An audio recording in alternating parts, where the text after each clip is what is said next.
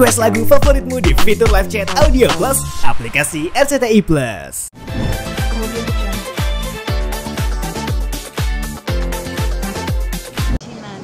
Alhamdulillah dalam rangka pelatihan jadi hostnya e-commerce-nya Ketok. Boleh nyebut gitu gak sih? Ketok. Si Ketok. Sama siapa aja Ketok? Sendiri aja. Sama nominasi kreator yang lain yang aku belum kenalan. Jadi tiba-tiba gara-gara lucu sih, gara-gara aku jualan keripik. Biasa ngajuin sampel kan kalau affiliate itu. Bermodal iseng, mungkin kemarin selama 6 bulan itu banyak di rumah sambil siaran, tapi waktu itu di Oranye ceritanya. Terus dapat ilham cari cuan di mana lagi yang seru ya. Ya alhamdulillah gara-gara coba makanan satu keripik gitu ya, ketumbar, dan itu enak banget. Terus aku review sama mie goreng, tiba-tiba GMV-nya wow sih, dan komisinya wow sih. Terus tiba-tiba dipanggil dong sama salah satu creator manajernya si e-commerce tersebut bahwa aku memenuhi standar lah, bahwa GMV aku ini achieve. Kaget lah aku. Terus aku mulai datang ke salah satu Ketok matchmaking. Jadi aku dipertemukan sama brand-brand yang bakal kerjasama sama aku untuk di-review, untuk dijual selama di TikTok aku itu, di Ketok Cerita Cikita. Nah kan lupa kan jadinya kan nyebutnya. Berapa hari kak di sana kamu tahu? 10, sebenarnya harusnya 2 minggu, tapi aku nggak tahu kalau misalnya extension, kalau enggak ya enggak. Tapi aku dadakan banget, sebenarnya nggak ada rencana sama sekali. Tiba-tiba Kak Cikita Ketoknya masuk nominasi nih. Nominasi apa? Perasaan aku tidak melakukan pendaftaran apa-apa gitu. Mungkin aku suka ikut tantangan itu kali ya, yang suka ada yang creator live sekian jam. Aku sekedar daftar terus bikin videonya juga rajin, terus menyematkan keranjangnya juga rajin. Tiba-tiba ditelepon sama creator manajernya, Kak, mau nggak ikut pelatihan ke China? Ah, buat apa? Ya di Ketok Kak, biar tokonya makin bagus. Oh ya? Iya, ini toko kakak trafficnya bagus loh, dari kemarin kakak siaran sambil jualan, sambil makan, terus video-video kakak juga banyak visitor. Subhanallah. Berarti bukan dalam rangka, kemarin kan juga sempat ramai juga yang Indra ngelaporin kakak ya, bukan dalam rangka pengen healing lah gitu nggak ya? Rezeki dari Allah aja. Kalau masalah itu apa ya? Berkah kayaknya ya. Kayak kemarin sebenarnya aku yang aku niatin malah umroh kan di bulan Maret sama anak aku, sama adik aku, sama kerabat aku. Berangkatlah tuh dalam rangka healing beneran. Itu healing, bener-bener healing. Justru ibaratnya kalau misalkan aku rencanain China ini di luar ekspektasi, justru ini malah kayak prestasi selama aku jualan di Ketok selama dari 2020 ternyata menghasilkan ini. Aku dapat pelatihan. Tadinya kan aku merasa kayaknya kiprah karir aku lebih bagusan di Oranye deh gitu kan. Ternyata e-commerce sekarang sama rata, sama rasa. Siapa yang konsisten, dan emang kan aku mama konsisten, live-nya bisa sampai 12 jam. Terus udah gitu aku udah ada tim keluarga semua. Tiba-tiba dapat kesempatan itu, ini namanya berkah sih. Nah, tapi terkait kemarin yang Indra ngelaporin kakak, mungkin sempat menanggapi seperti apa sih? Bingungnya sih di kamera ya, di kamera kayaknya ribut aja gitu ya, cari validasi aja mulu. Tapi hasilnya chat, direct message kayak normal-normal aja. Iya kan yang ngelaporin kakak tadi dengan ADRT. Oh iya, ya menurut dia aja, ikutin aja ya semua pemaparannya. Kalau aku sih menanggapinya ya gimana ya, lihat aja lah pakai ekspresi. Tapi konyol gitu nggak sih, maksudnya kan yang dilaporin katanya melempar botol. Nah mungkin kan pasti ada sesuatu kan, nggak mungkin kalau misalnya kita sebagai perempuan ya gitu kan, maksudnya kayak lihat aja laporannya dulu. Sampai sekarang laporannya apa? Laporan ke guru konseling. Ke iya, mama pun juga katanya dilaporin juga nih. Ikutin aja lah dia maunya apa. Maksudnya kepala keluarga bukan? Kalau kepala keluarga ya jangan ngada-ngada. Kalau pertengkaran itu biasa, tapi bakal jadi luar biasa ketika adanya pengancaman terhadap istri gitu. Terus kalau mau lapor, semua orang berhak melapor. Aku juga melapor kok. Ya kan, lapor karena dia sendiri yang membawa jalurnya ke hukum. Padahal kan ini masalah keluarga. Terus kepala keluarga tugasnya apa? Protect, provide, nge-lead. Terus kalau misalnya istri saat suaminya lagi kesulitan, ngapain? Membantu. Nah, terus apa lagi? Terus kenapa harus dilapor? Yang membantu ini kenapa harus dilapor? Kekerasan dalam rumah tangga lagi. Dan yang mengurus anak juga kan? Iya. Kenapa? Kalau misalkan ada KDRT ya, kenapa nggak dari 4 tahun yang lalu ya kan katanya ya, ngobrolnya di Star Pro lagi eksklusif. Hai Star Pro. Terus apa lagi ya? Yang kekerasan dalam rumah tangga ini siapa sebenarnya? Iya, kan udah dijelasin. Kemarin udah dijelasin kekerasan rumah tangga, dia melempar stick, PS5, TV 4K hancur. Di sini malah ada kekerasan adik kakak, bentar dulu. Itu dari pihak suaminya Kak Cikita, seperti itu. Ini yang lebih tahu ditanyain dia aja deh. Kak Ciki, Aku habis energi beb, beneran deh. oke, Kak Ciki, tapi dengan di Cina ini artinya kan kakak juga apa ya kayak mengambil alih juga nantinya bakalan bekerja gitu kan? Dari dulu memang bekerja, gimana deh? Malah Pak Su bilang enak banget istrinya kerja. Kalau gini aku di rumah aja katanya gitu. Ya nggak ngerti ya, tapi coba deh cek kejiwaannya. Gitu para psikolog atau para apa, cek aja kejiwaannya. Aku udah give up. Aku kan nggak komunikasi intens. Ini juga lihat sendiri, ada papi aku, ada mami aku, ada adik aku, ada anak aku. Ya harusnya kan gampang kan, ketemu, cek anak, udah tahu istrinya ke China kan, masih berstatus nih.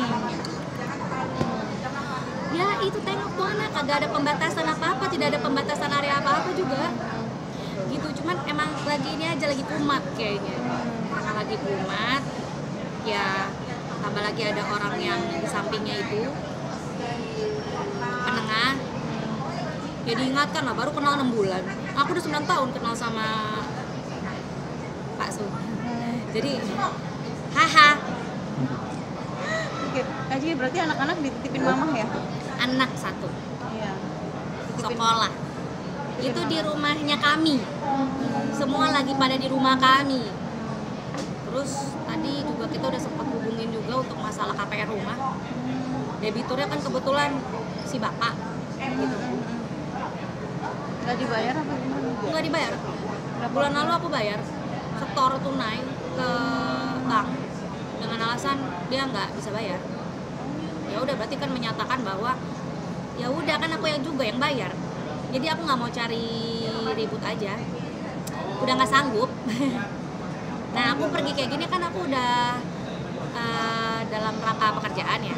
Jadi ya mumpung Star Pro lagi kesini, himbauan juga lah.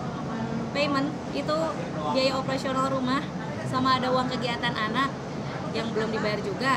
Berapa sih, sama Kak? apa? Berapa? Aduh nggak tahu deh, nanti aja nominalnya kan tadi suruh ke lawyer, aku suruh laporan ke lawyer. Siap Pak? Gitu, nanti aku mau rinci juga ke lawyer. Katanya disuruh apa-apa ketemu lawyer dulu, chatting lawyer dulu, kan masih suami istri, kenapa disuruh ke lawyer? Ya udah akhirnya anggap aja udahlah, aku nggak mau habis energi gitu pemirsa. Jadi ini kan dari kemarin nih warawiri mulu nih Pak Su ya, podcast lah apalah, piti itu bukan buat aku, bayar itu tuh biaya di rumah gitu kan, debiturnya dia. Kalau sampai di buyback itu rumah kan. Kak, maaf banget ya, rumah termasuk dalam harta gono gini nggak sih Kak? Dalam Iya apa aja? dong, bayar aja, tapi bagi 2 lah sampai habis. Semudah itu. tahu kenapa jadi kumat karena lagi tidak bisa mengejar target. Kalau jujur kan enak berdua. Terus kata si Pak Lawyer kan istri harus bantu terus. Tapi Gimana nggak hehe gitu loh. Ini kayak banyak kebohongan masal yang dibuat gitu. Harusnya nggak penting lah ini di di share. Cuman kayak di situ tampil terus. Mending langsung payment kan enak. Ini orang tua juga dikerjain terus sama Pak Su gitu kan. Kalau misalkan emang dia lelaki gitu kan bisa telepon ibu ayah saya, Mi, Jefer gimana? Aku bantu ya antar gini-gini segala macam. Setahu aku kan dia nggak aktif, nggak bekerja ofisan. Malah aku yang jadi kayak ofisan. Pagi harus siaran, ngantor anak, tunggak-tunggik luar biasa gitu. Tapi ada nggak hatinya, ada nggak pemikirannya? Sekarang kan posisinya kan pisah ranjang nih, ya kan? Udah nih video call, tapi pas waktu kita aja ketemu kan mall kan deket tuh, dekat penginapan dia. Kebetulan kan dia penginapannya kan bareng sama satu gedung sama Pak Lawyer, ya kan? Harusnya Pak Lawyer sebagai bapak itu menengahi dong.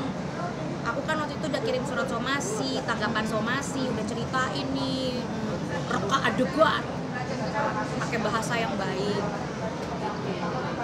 Udah disampaikan, tapi kenapa diperbesar? Berarti memang cari validasi buat seluruh rakyat Indonesia. Dan aku cuma kasih tahu kalau aku ini adalah seorang influencer. Sekarang lagi jualan, gak usah diganggu. Gitu, udah. Kan dia cuma bisa kasih nafkah sekian, bagi 2. Udah diam gitu loh. Mampunya segitu udah. Nah, abis itu nextnya apa? Ayo kerja keras lagi. Itu KPR nunggak gitu loh. berapa bulan kan kakek? Tahu, tanya aja sama dia, orang debiturnya dia kok. Masa orang collectionnya disuruh telepon ke aku? Kan ini aku mau pergi loh ke Cina gitu. Kasih ke istrinya uang jajan. Kan gitu. Cuman Berarti kan nafkah nggak dikasih sama sekali kak selama permasalahan ini? dikasih 5 juta berdua. Kok kaget mbak? 5 juta berdua. Tapi saya memahami, katanya gara-gara viral dia begitu. Tapi kemarin saya cek dia masih bisa nge-gym. 2 juta 3 bulan plus tambah coach, personal trainer 5 juta. Jadi maksud aku nih apa?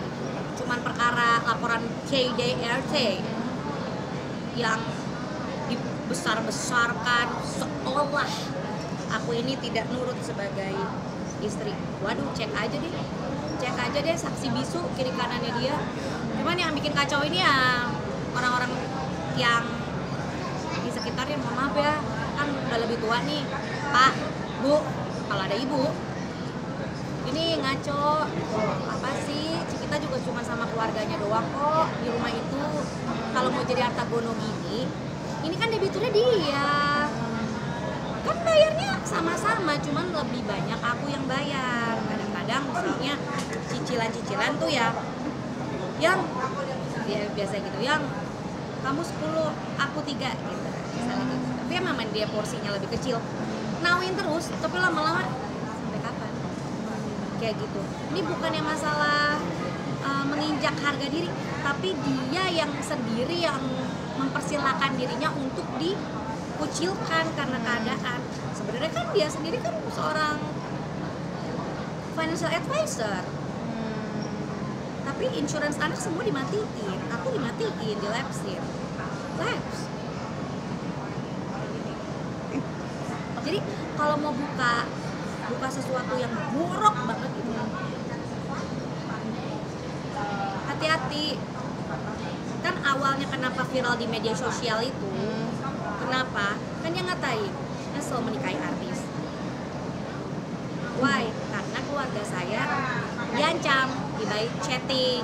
Udah saya jelaskan kok ke media-media lain bahwa masih mending barang hilang. Tapi kalau sudah nyawa, maksudnya apa? Kan saya melindungi privasi dia selama ini. Saya bantuin dia selama ini. Ya porsinya nggak usah lah dipresentasi. Jadi ini istri apa rekan kerja gitu loh. Kalau misalnya dia cari rekan kerja, ya mendingan nggak usah memper istri saya. Carilah agent-agent di bawah dia yang bisa achieve. Gimana sih gitu loh. Ini sekarang aku juga kayak bingung gitu. Terlalu banyak bohong, kasihan lawyernya gitu, diputar-putar gitu. Kan lawyernya juga kredibilitasnya bagus. Seorang orang tua punya anak juga, setahu aku juga kepo kok. Siapa di samping dia, bapak lawyernya, dan waktu ketemu pada saat mediasi. Kalau mediasi kemarin kan jadi gini, kenapa kita jadi saling gugat-menggugat? Karena diancam. Ada pengancaman dari dia? Dari dia ke aku bahwa masih mending hilang nyawa, masih mending hilang barang. Kalau hilang nyawa itu satu. Kedua, dia juga mengancam kalau dia diganggu privasinya, dia akan kenain aku 40 miliar. Apa coba? Jadi dia lagi bermain sama hukum terus, nggak tahu kenal di mana. Jadi makanya lucu ya. Jadi aku pikir aku nggak mau terlalu menanggapi ya. Kebetulan Star Pro juga terlalu banyak posting kan tentang dia. Nah, kesempatan untuk tolong KPR, tolong biaya rumah tangga yang lain. Kalau nggak bisa ya udah, berarti kan jalur yang si perceraian ini udah benar. Terus katanya Pak lawyer juga mengamini. Ya udah, aku juga amin ya robbal alamin. Itu nggak ada aku ini marah-marah sama si Pak Su gitu. Terus DM juga masih oke. Jadi kayaknya aku rasa dia punya psikologi agak labil. Kadang dia baik, kadang dia kayak NPD lah. Jadi aku ngerasa kayak dia NPD. Jadi lebih baik ke konselor deh. Soalnya dianggapnya aku yang crazy. Kemudian